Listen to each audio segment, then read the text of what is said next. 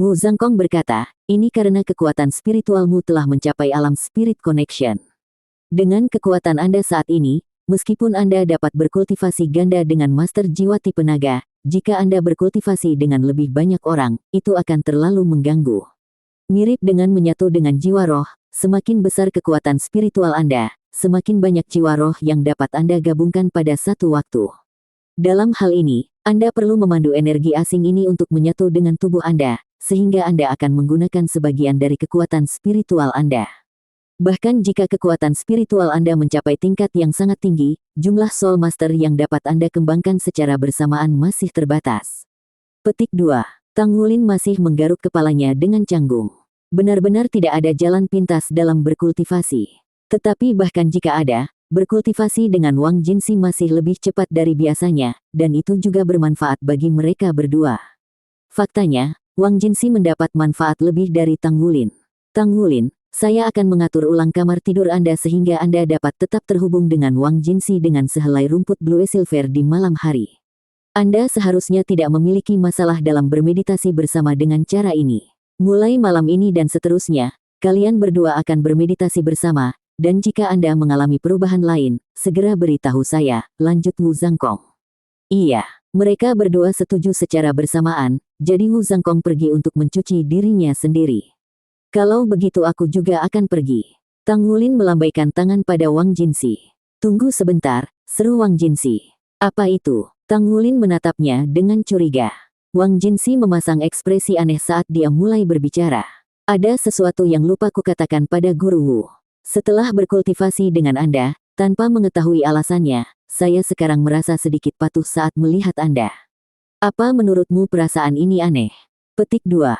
Tang Wulin tertawa. Bagaimana perasaan aneh itu? Kecepatan kultivasi kalian meningkat saat kita berkultivasi bersama, jadi wajar jika kalian merasa lebih ramah terhadap saya. Ngomong-ngomong, aku pergi sekarang.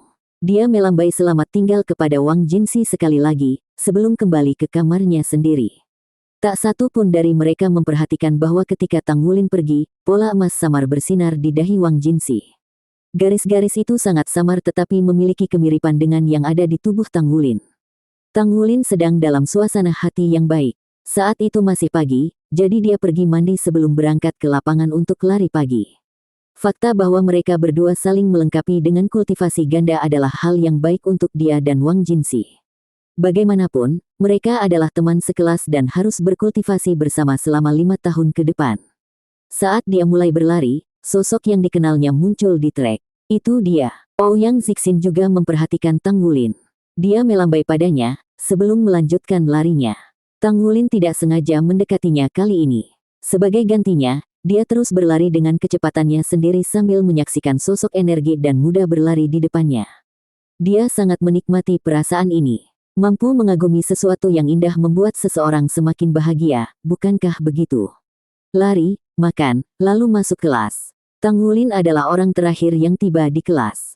Tidak ada yang bisa dia lakukan tentang itu, karena dia memiliki nafsu makan yang besar dan membutuhkan waktu lebih lama daripada orang lain untuk makan sampai kenyang.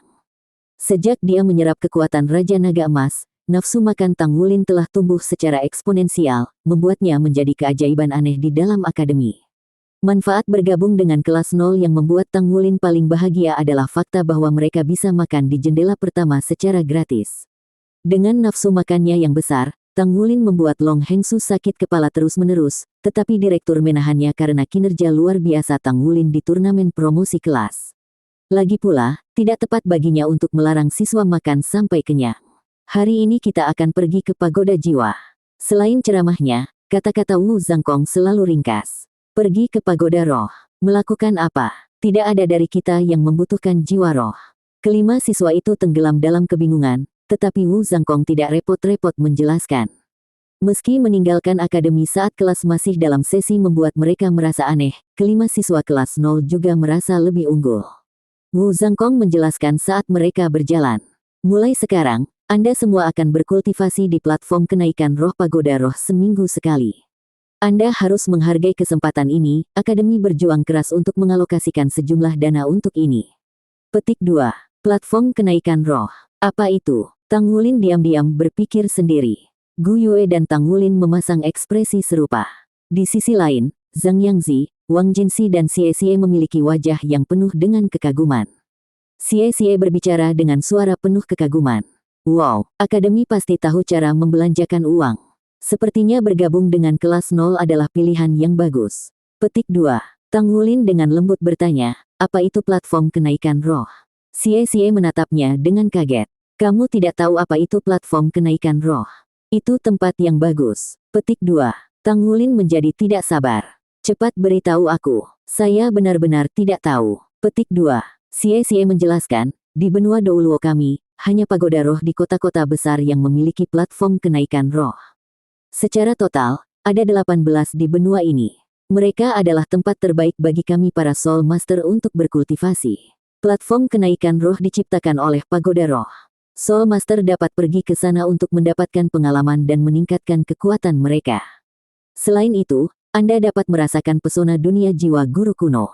Saya tidak begitu yakin prinsip apa yang dijalankannya, tetapi saya mendengar bahwa lebih dari 10 judul Douluos terlibat dalam pembuatannya, dan peneliti terbesar saat itu mencurahkan upaya mereka ke dalamnya. Hanya setelah pagoda roh menginvestasikan sejumlah besar sumber daya, platform kenaikan roh selesai. Awalnya, platform kenaikan roh digunakan sebagai langkah dalam penelitian spirit pagoda ke dalam jiwa roh buatan. Mereka berharap itu akan dapat meningkatkan jiwa roh buatan, dan karenanya menghasilkan jiwa roh yang lebih kuat. Namun, setelah selesai, mereka menemukan bahwa itu hanya sebagian yang berhasil. Meskipun platform kenaikan roh dapat meningkatkan jiwa roh, efeknya tidak sebesar yang mereka harapkan, dan sifatnya tidak terlalu jelas. Secara alami, setelah melakukan investasi besar, pagoda roh tidak dapat membuang produknya. Setelah periode perkembangan lainnya, platform kenaikan roh menjadi tempat yang unik.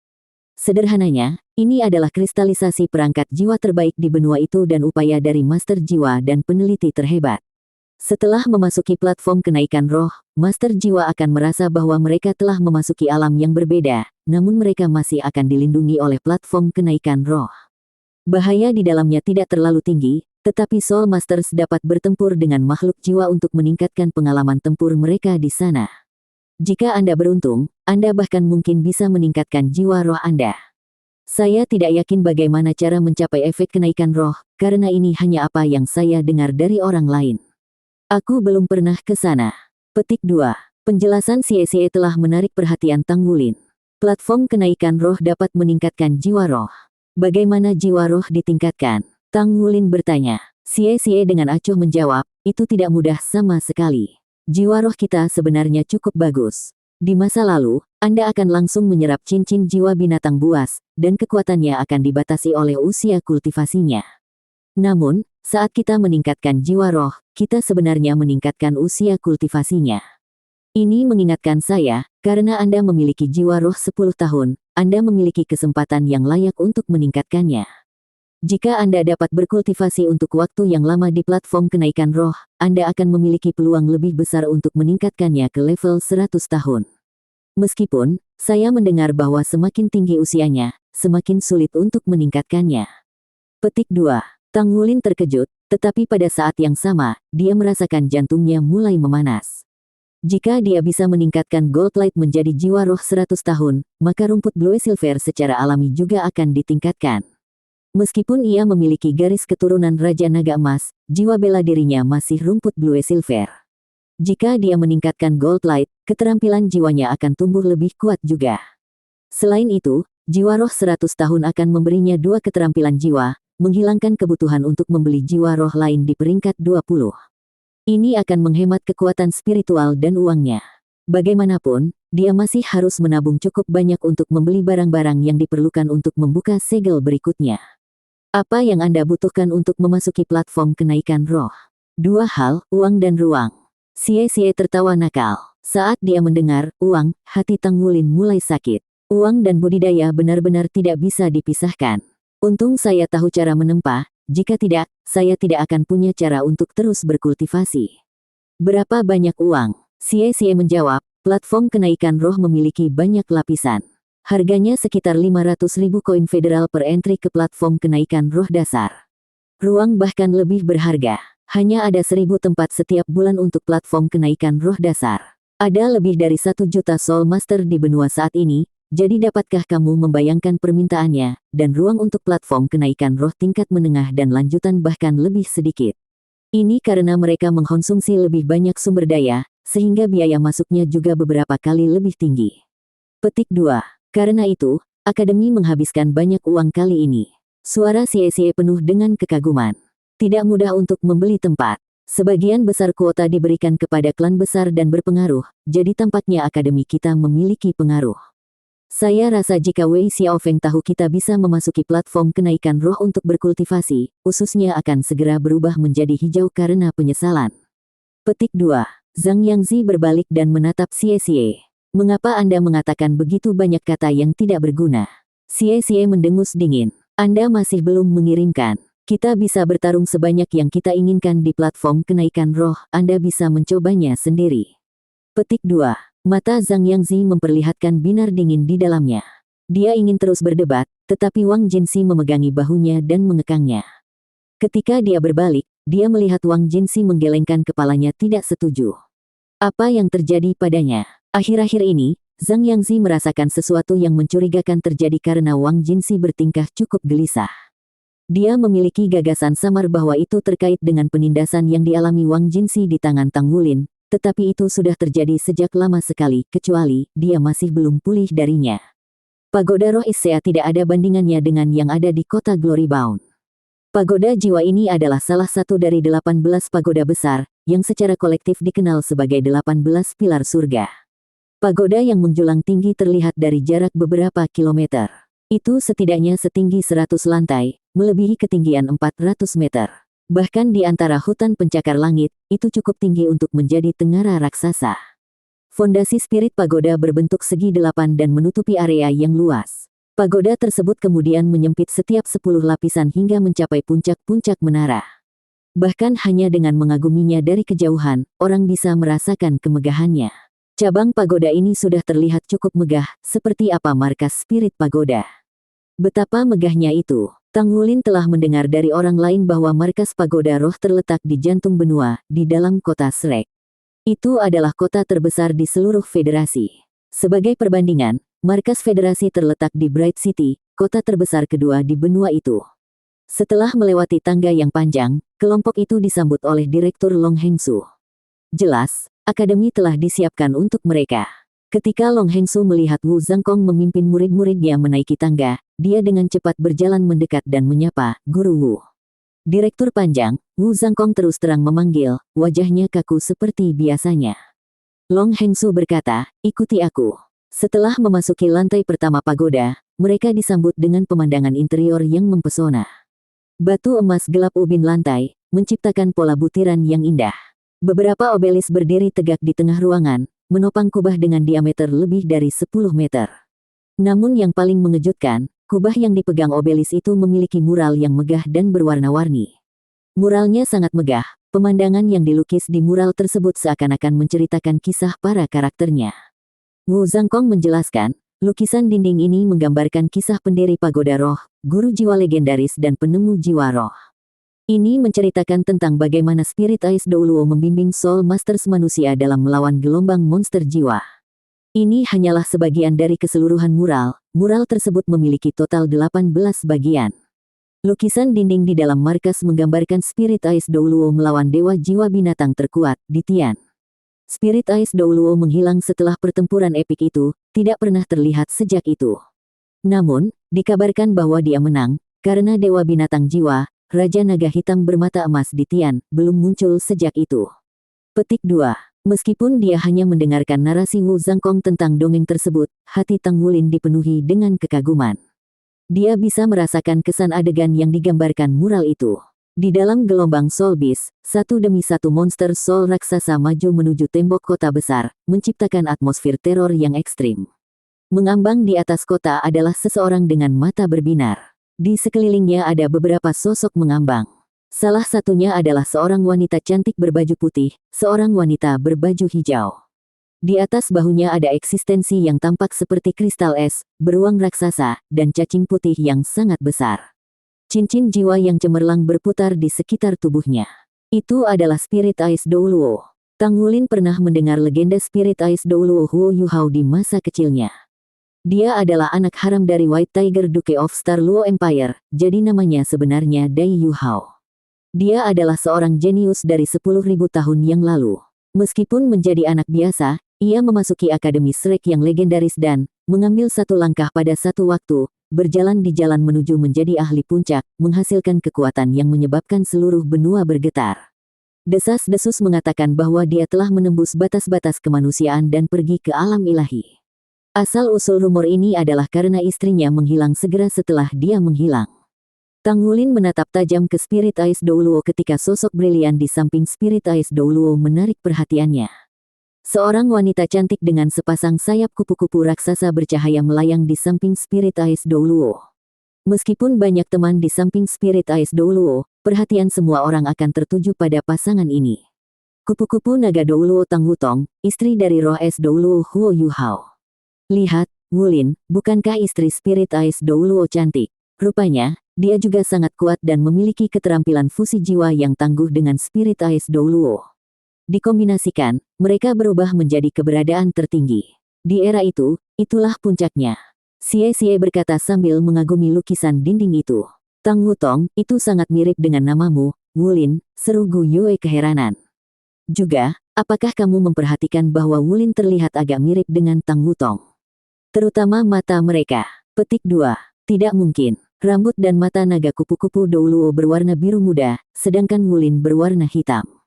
Bagaimana penampilan mereka? Xie berkata dengan acuh tak acuh. Perasaan aneh tumbuh di dalam hati Tang Wulin saat dia mendengarkan kedua temannya berbicara. Benar-benar ada perasaan keintiman di hatinya setiap kali dia melihat Dragon Butterfly Douluo. Dia menggelengkan kepalanya untuk mengejek diri sendiri. Bagaimana saya bisa membandingkan diri saya dengan Dragon Butterfly Douluo? Saya hanya merasa seperti ini karena kami memiliki nama yang mirip, itu saja. Baiklah, ayo pergi. Suara Long Hengsu membangunkan 5 siswa. Dia tersenyum dan melanjutkan, aku sama seperti kalian ketika pertama kali datang ke salah satu dari 18 pilar surga.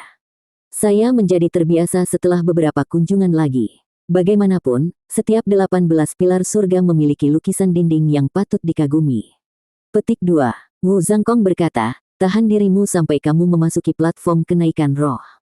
Kamu hanya akan mengandalkan dirimu sendiri setelah kamu masuk. Petik 2.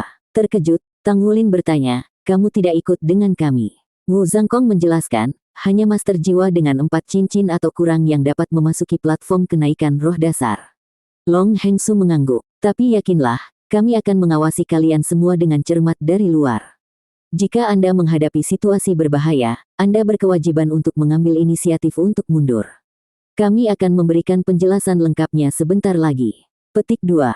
Dengan Long Hengsu dan Wu Zhangkong di depan, semua orang memasuki lift. Bertentangan dengan harapan mereka mulai turun bukannya naik. Perasaan samar tanpa bobot memberitahu mereka bahwa mereka sedang menembus jauh di bawah tanah. Adapun seberapa dalam, tidak mungkin untuk mengatakannya. Pagoda jiwa memang layak disebut organisasi nomor 1 di benua itu, mereka memiliki kekuatan terkuat, serta sumber daya terbesar. Jumlah yang mereka keluarkan untuk merekayasa hal semacam itu hanyalah astronomi. Lift ini tidak memiliki nomor yang ditampilkan untuk menunjukkan waktu atau level, tetapi setidaknya 3 menit berlalu sebelum perlahan-lahan berhenti. Semua orang keluar dari lift dan memasuki aula yang luas di mana 19 anggota staf hadir. Di belakang mereka ada lorong logam yang tak terhitung jumlahnya. Long Hengsu mengeluarkan kartu aneh dan menyerahkannya kepada salah satu anggota staf. Anggota staf tidak mengucapkan sepatah kata pun, hanya memberi isyarat agar mereka mengikuti. 10 meter di koridor, mereka memasuki lift lain dan melanjutkan penurunan. Kali ini mereka berhenti setelah 19 detik, menemukan diri mereka dalam ruangan melingkar saat keluar. Ruangan ini masih seluruhnya terbuat dari logam, tetapi tergantung di dinding adalah layar jiwa raksasa. Gambar dunia hijau berkedip-kedip di layar. Sepertinya itu hutan. Anggota staf berbalik dan mulai berbicara. Ada 5 kuota terbuka untuk masuk ke platform kenaikan roh. Saat Anda tidak tahan lagi dengan bahayanya, tekan tombol darurat dan Anda akan segera kembali ke sini. Perhatikan apa yang saya katakan selanjutnya. Petik 2. Platform kenaikan roh adalah buah dari upaya dan pengetahuan pagoda jiwa selama ribuan tahun. Kami telah menginvestasikan sejumlah besar sumber daya dan menggunakan teknologi spasial kami untuk menciptakan dunia yang berbeda. Oleh karena itu, hal pertama yang perlu Anda perhatikan adalah bahwa platform kenaikan roh adalah dunia virtual.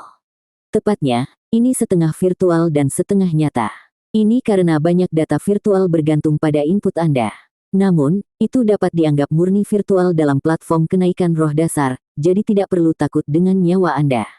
Petik 2. Kamu bisa melakukan apapun yang kamu inginkan di platform kenaikan roh, tapi tujuan utamamu adalah bertahan hidup. Lakukan yang terbaik untuk bertahan selama Anda bisa. Semakin lama Anda bertahan, semakin besar keuntungan yang akan Anda peroleh. Petik 2. Kedua, jangan percaya kalau di sana benar-benar aman. Walaupun hidup Anda tidak akan terancam karena hanya gelombang otak Anda saja yang aktif di sana, namun dalam beberapa keadaan ekstrim, ada kemungkinan gelombang otak Anda akan rusak dan membahayakan tubuh jasmani Anda. Dengan demikian, saat Anda menghadapi bahaya di luar kemampuan Anda untuk mengatasinya, tekan tombol keluar darurat dan Anda akan segera keluar dari platform kenaikan roh. Mengerti? Petik 2. Dimengerti. Kelima siswa tersebut merespon dengan cepat. Anggota staf mengangguk. Adapun sisanya, kamu akan mempelajarinya setelah mengalaminya di dalam. Hari ini adalah pertama kalinya Anda berada di dalam, jadi Anda mungkin tidak akan bertahan terlalu lama, tetapi itu akan meninggalkan kesan yang mendalam pada Anda. Persiapkan diri Anda secara mental dan ingat ini, jangan panik jika Anda mengalami situasi berbahaya. Soulbiz tidak terlalu menakutkan jika kamu tahu bagaimana harus bereaksi dengan benar. Petik 2. Kelima anak itu dipenuhi dengan antisipasi setelah mendengarkan penjelasan anggota staf. Tang Wulin dan Gu Yue sangat bersemangat karena ini adalah pertama kalinya mereka belajar tentang platform kenaikan roh. Mereka akan masuk dengan gelombang otak mereka. Bagaimana rasanya? Dengan menekan sebuah tombol, 5 kotak logam keluar dari dinding. Kotak-kotak ini diletakkan secara horizontal, masing-masing dengan lubang seukuran orang di dalamnya, yang membuatnya sedikit menyerupai peti mati. Berbaringlah di dalam. Mereka berlima mengikuti instruksi anggota staf dan berbaring di kotak logam. Kotak-kotak itu sangat dingin sehingga membuat pikiran mereka terfokus. Interiornya dilapisi dengan elektroda, yang dengan cepat mulai menempel di tubuh mereka dengan erat. Kami akan mulai sekarang. Persiapkan dirimu. Rilekskan tubuh Anda dan tunggu pemindaian dimulai. Anda mungkin merasa tidak nyaman selama pemindaian, tapi tahan sebentar. Petik 2. Itu adalah instruksi terakhir yang diterima 5 siswa dari anggota staf sebelum 5 kotak logam perlahan-lahan meluncur kembali ke dinding. Mereka diselimuti kegelapan. Tiba-tiba mati rasa meliputi tubuh Tang Wulin dan mengganggu kekuatan jiwa dan darahnya yang bersemangat, seolah-olah ada sesuatu yang menembus tubuhnya.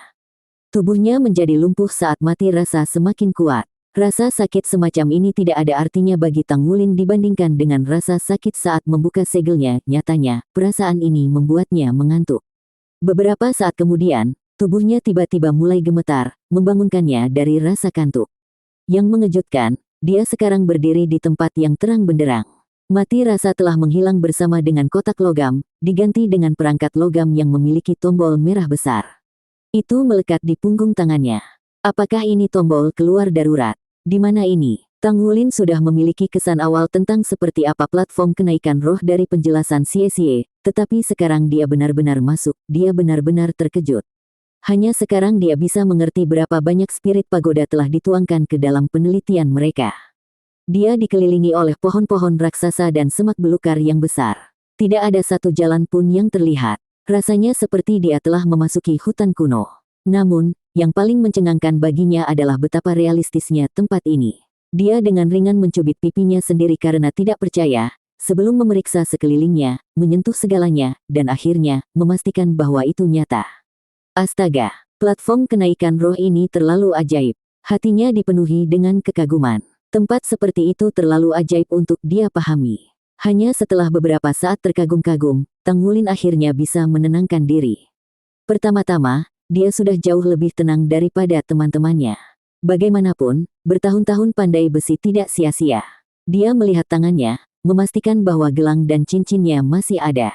Dengan ini, dia menyimpulkan bahwa semua yang ada di dirinya telah dibawa ke dunia ini. Selanjutnya, dia membangkitkan kekuatan garis keturunannya, dan merasa lega melihat sisik emas muncul. Semuanya sama persis dengan kenyataan. Tang Wulin bukanlah tipe orang yang membuat keputusan gegabah, jadi setelah mendengar bahwa platform kenaikan roh tidak sepenuhnya aman, dia menyimpulkan bahwa itu mungkin berbahaya. Itu mungkin untuk bertemu musuh kapan saja, seperti yang disebutkan Wu Zhangkong selama pelatihan tempur. Dengan kasus ini, satu-satunya hal yang bisa dia lakukan sekarang adalah selalu waspada, dan bertahan selama mungkin. Sekarang Tang Wulin memiliki tujuan yang jelas dalam pikirannya, dia diam-diam berjongkok dan mengamati sekelilingnya. Kekuatan spiritualnya telah mencapai ranah koneksi roh, jadi jauh lebih sensitif terhadap perubahan di dunia luar. Hal pertama yang dia rasakan adalah nafas kehidupan yang meresap ke dalam hutan. Hanya ini yang bisa dianggap sebagai hutan kuno asli. Di mana orang bisa menemukan hutan seperti itu di federasi zaman modern.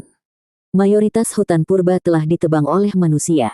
Faktanya, dikatakan bahwa hutan terbesar di benua itu, hutan Great Stardew, hanyalah sekam dari dirinya yang dulu, hanya tersisa 1% dari luas aslinya. Jadi hutan purba sebenarnya sangat indah, udaranya sangat menyegarkan. Sangat menyenangkan di sini. Mata Tang Wulin berbinar karena kegembiraan saat dia sepenuhnya menyerap perasaan yang menakjubkan ini. Dia merasa seolah-olah dia kembali ke kota Glorybound, di taman kecil di samping rumahnya. Kecepatan kultivasinya selalu lebih cepat ketika dia bermeditasi di antara rumput Blue Silver di taman saat itu, dan di sanalah dia menembus ke peringkat 10, menjadi Soul Master sejati. Dan sekarang, dia dikelilingi oleh nafas kehidupan yang beberapa kali lebih kuat dari yang ada di taman kecil di rumah. Sebenarnya, ada rumput Blue Silver yang bersembunyi di bawah semak-semak. The Blue Silver Grass di sini, bagaimanapun, telah berkembang jauh lebih baik daripada yang dia lihat di rumah. Sangat sulit bagi Blue Silver Grass untuk tumbuh melebihi ketinggian 15 cm, namun rumput di sini telah tumbuh lebih dari 30 cm, mencapai betisnya. Duduk dari posisi jongkoknya, dia dengan lembut mengusap jari-jarinya melalui Blue Silver Grass di sekitarnya. Pada saat yang sama, dia tanpa sadar melepaskan jiwa bela dirinya. Untaian rumput Blue Silver diam-diam muncul di antara semak-semak di sekitarnya. Aura kehidupan yang dia rasakan semakin kuat dalam sekejap, seolah-olah semua tanaman di sekitarnya bersorak gembira. Tang Wulin membenamkan dirinya di dalam hutan yang tenang ini yang penuh dengan kehidupan, merasakan segala sesuatu di dalamnya. Wilayah kelima dari platform kenaikan roh dasar Pagoda Roh. Apa yang dia lakukan? Long Hengsu menunjuk ke layar yang menampilkan Tang Wulin duduk dengan mata tertutup. Dia bersandar di pohon dengan mulut sedikit melengkung, senyum menyenangkan menghiasi wajahnya. Tidak peduli bagaimana dia melihatnya, Long Hengsu merasa bahwa anak ini sedang tidur siang. Tang Wulin memiliki kesempatan yang luar biasa untuk memasuki platform kenaikan roh, namun, dia sedang tidur siang. Wu Zhangkong berkata, sepertinya dia sedang merenungkan sesuatu. Jangan lupa, jiwa bela dirinya adalah rumput Blue Silver, dan sangat jarang menemukan rumput Blue Silver yang subur di dunia nyata. Lihat, dia sepertinya telah memahami sesuatu, dia telah melepaskan jiwa bela dirinya. Petik 2. Long Hengsu akhirnya menyadari apa yang sedang dilakukan Tang Wulin. Itu benar, simulasi hutan Great Stardew ini benar-benar cocok untuk dibudidayakan oleh master jiwa tipe tumbuhan. Tampaknya persepsi anak ini cukup baik. Wu Zhangkong mengangguk setuju. Di kelas 5, Tang Wulin bukanlah siswa paling berbakat. Dia tidak memiliki jiwa bela diri kembar Xie atau keterampilan fusi jiwa Zhang Yangzi dan Wang Jinxi. Dia bahkan tidak memiliki kendali terampil Gu Yue. Namun, terlepas dari semua ini, Wu Zhangkong memberikan perhatian khusus kepada anak ini. Wu Zhangkong merasa ada sesuatu yang istimewa tentang Tang Wulin, seolah-olah dia adalah balok batu giok yang belum dipoles. Meskipun kecepatan kultivasi Tang Wulin sepertinya tidak terlalu cepat, Wu Zhangkong tahu bahwa tingkat peningkatan Tang Wulin sebenarnya yang tercepat dari 5 muridnya. Awalnya, ada jarak yang sangat besar antara dia dan yang lain ketika dia pertama kali masuk akademi, tetapi dalam beberapa bulan terakhir, dia telah berubah secara drastis dan sekarang berdiri sejajar dengan teman-temannya. Aspek terpenting untuk kesuksesannya adalah kepribadiannya yang ulet, persepsi yang luar biasa dan kekuatan spiritual yang tinggi. Jika kekuatan garis keturunannya juga terus tumbuh, maka mungkin dia akan menjadi yang paling menonjol di antara 5 siswa di masa depan. Setelah mendarat dengan tersentak, Zhang Yangzi memantapkan dirinya dan mengamati sekelilingnya dengan mata penuh keheranan. Ini hutan. Zhang Yangzi mendapati dirinya berada di hutan yang semarak yang dipenuhi dengan hiruk-pikuk serangga dan burung penyanyi. Vitalitas hutan yang luar biasa bertentangan dengan jiwa bela diri atribut gelapnya, membuatnya merasa tidak nyaman dan sumbang. Namun, setelah kejutan awal, dia terkejut menemukan bahwa aura hutan menyebabkan kekuatan jiwanya beredar lebih cepat. Saya perlu mempersiapkan diri untuk bertarung setiap saat. Tanpa ragu sedikit pun, dia melepaskan jiwa bela dirinya, sepasang sayap hitam terbentang dari punggungnya. Jiwa bela dirinya adalah Shadow Phantasm Eagle yang kuat, jadi keterampilan fusi jiwanya dengan Wang Jinsi disebut Shadow Eagle Dragon. Sayangnya, kultivasi mereka masih terlalu dangkal dan skill fusi jiwa mereka tidak lengkap, memungkinkan Tang Wulin untuk mengalahkan mereka dengan begitu cepat di turnamen promosi kelas. Itu benar, Zhang Yangzi masih belum yakin. Dia menolak untuk percaya bahwa dia lebih lemah dari Tang Wulin, dan satu-satunya alasan dia kalah selama turnamen adalah karena dia tidak dapat menampilkan kekuatan penuhnya. Dia benar-benar pahit tentang itu. Kalian bertiga lebih baik jangan biarkan aku menemukanmu. Dengan kepakan sayapnya, dia melesat, cukup tinggi untuk mulai memanjat pohon dengan cepat. Dia pikir tindakan terbaik untuk saat ini adalah mengamankan tempat yang menguntungkan dan mengamati sekelilingnya. Akan lebih baik jika dia bisa bersatu kembali dengan Wang Jinsi. Dengan kekuatan mereka digabungkan, mereka akan saling menambah kekuatan yang lain. Setelah mengubah tangannya menjadi cakar elang, dia dengan cepat naik ke puncak pohon. Pada ketinggian sekitar 10 meter dari tanah, pandangannya ke sekeliling meningkat drastis.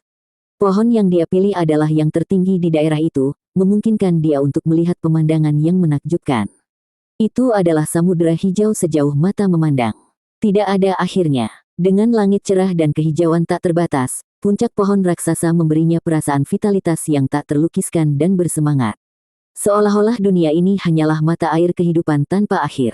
Ini benar-benar seperti hidup. Dia telah mendengar tentang platform kenaikan roh sebelumnya juga, tetapi meskipun keluarganya memiliki sarana untuk mengirimnya, dia belum bisa masuk karena kekuatannya yang tidak mencukupi dan usianya yang masih muda. Apa itu? Zhang Yangzi menatap langit yang luas. Seekor burung hijau besar sedang melayang tinggi di langit, tetapi dengan kepakan sayapnya, tiba-tiba ia berbelok dan langsung menuju ke arahnya. Burung yang cantik, Zhang Yangzi tergerak, tetapi pada saat yang sama, kesombongan muncul di dalam hatinya. Saya sudah memiliki kesempatan untuk terlibat dalam pertempuran nyata sejak awal. Mari kita lihat seberapa kuat jiwa binatang di sini. 2 cincin jiwa muncul di bawah kaki sementara jiwa rohnya, elang setan gelap, muncul di bahunya. Zhang Yangzi mendorong batang pohon dan menggunakan rebound untuk melompat ke langit. Dia melebarkan sayapnya sementara cincin jiwa keduanya mulai bersinar. Keterampilan jiwa kedua, Eagle Soars the Sky. Sejak awal, dia sudah melepaskan keterampilan jiwanya yang paling kuat. Dia tidak memiliki kesempatan untuk menggunakan skill jiwa ini selama turnamen promosi kelas karena dia perlu berkoordinasi dengan Wang Jinsi dan tim mereka. Tersesat tanpa bisa menampilkan semua kemampuannya, hanya surga yang tahu betapa cemberut hatinya.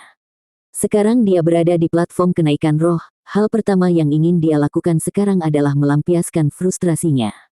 Tubuhnya bersinar dengan sinar hitam yang cemerlang, sosoknya menjadi ilusi. Saat Dark Devil Eagle menyatu ke dalam tubuhnya, sayapnya membesar dan kecepatannya tiba-tiba meningkat 3 kali lipat. Aura yang kuat meledak dari tubuhnya, dan seperti panah hitam, dia menembus ke arah burung hijau besar itu. Jeritan elang bergema di langit. Eagle Soars the Sky meningkatkan kecepatan dan kekuatannya, bergabung untuk menciptakan serangan yang kuat. Zhang Yangzi selalu percaya bahwa keterampilan tipe serangan ini tidak ada bandingannya di antara rekan-rekannya. Lagi pula, satu penggunaan skill ini menghabiskan lebih dari 50% kekuatan jiwanya. Namun, evaluasinya atas keahliannya telah sangat berkurang, setelah bertemu dengan cakar naga emas Tang Wulin. Kekuatan tirani dari cakar naga emas terlalu menakutkan untuk dia hadapi. Selain itu, keahliannya adalah tipe pertempuran jarak dekat, yang meningkatkan risiko cedera. Jarak antara dia dan burung itu dengan cepat tertutup di depan matanya. Burung hijau besar itu juga ketakutan dengan betapa cepatnya Zhang Yangzi mencapainya.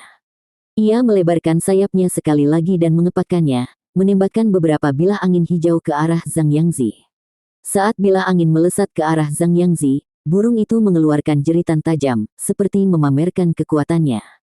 Bang! Meskipun bilah angin hancur berantakan dalam tabrakan hitam dan hijau, mereka berhasil menghentikan momentum Zhang Yangzi, memaksanya untuk melebarkan sayapnya. Ini buruk, Zhang Yangzi berteriak di dalam hatinya. Dia masih belum cukup kuat untuk terbang hanya dengan sayapnya. Dia bergantung pada Eagle Soars the Sky untuk tetap tinggi selama jangka waktu tertentu. Ketika dia menghancurkan serangan lawannya, itu memaksanya untuk berhenti dan mulai jatuh. Dia dengan cepat meluncur ke bawah dengan sayap terbentang. Dia benar-benar pintar. Dari lebar sayap burung 5 meter, dia menyimpulkan bahwa burung itu tidak akan bisa mengejarnya lebih jauh jika dia berlindung di hutan. Namun, ekspresinya berubah mengerikan di saat berikutnya. Sosok hijau satu demi satu muncul dari puncak pohon. Pisau angin menembaki dia dari segala arah dari banyak burung hijau besar. Bagaimana menjadi seperti ini? Ini adalah satu-satunya pikiran yang terlintas di benak Zhang Yangzi saat dia menekan tombol keluar darurat. Hanya pada saat itulah dia akhirnya memahami tampilan mendalam yang diberikan anggota staf pagoda jiwa kepada mereka sebelum mereka masuk. Kegelapan menutupi matanya sementara sekelilingnya menjadi tenang. Semua serangan yang terbang ke arahnya menghilang. Dia merasakan tubuhnya mendingin saat cahaya masuk ke dalam kotak. Bangun. Long Hengsu berbicara tanpa sedikit pun kebahagiaan. Hanya setelah dia duduk, Zhang Yangzi tersadar dari pingsannya dan menyadari bahwa dia kembali ke pagoda jiwa. Layar di ruangan itu berganti adegan pada saat itu, memberitahu Zhang Yangzi bahwa dia sebenarnya yang pertama keluar. Setelah menyadari, wajahnya langsung memerah. Dia dengan malu merangkak keluar dari kotak logam. Wu Zhangkong tetap diam, hanya menunjuk ke kursi di sampingnya agar Zhang Yangzi duduk. Menarik napas dalam-dalam, Zhang Yangzi menenangkan dirinya. Dia masih sedikit linglung, efek samping dari memasuki platform kenaikan roh, tapi dia bisa mengingat dengan jelas semua yang telah terjadi di sana. Tatapannya tiba-tiba berubah ketika dia melihat kawanan burung hijau membumbung tinggi di langit di salah satu layar. Mereka sepertinya sedang mencari sesuatu. Bukankah itu tempatku sekarang? Tidak kurang dari 100 burung di layar, menutupi awan dan matahari. Teriakan cerah mereka bergema di seluruh langit, membawa lebih banyak burung hijau untuk bergabung dengan kawanannya. Dia menelan seteguk air liur ketika dia menyadari bahwa kawanan burung benar-benar mencarinya. Jika itu adalah dunia nyata, dia pasti sudah mati bahkan jika ada 10 orang darinya. Long Hengsu hanya meliriknya sebelum melanjutkan untuk menonton peristiwa yang terjadi di layar. Wu Zhangkong juga tidak memberinya kata-kata kritik. Pengalaman tempur sejati paling baik didapat saat dialami sendiri. Zhang Yangzi mulai merenungkan kesalahannya. Matanya menunjukkan kegembiraan yang kuat. Selain merasa malu, dia menemukan bahwa dia sangat menikmati memasuki platform kenaikan roh. Itu sangat realistis di dalam, dan dia bertekad untuk bertahan lebih lama di lain waktu.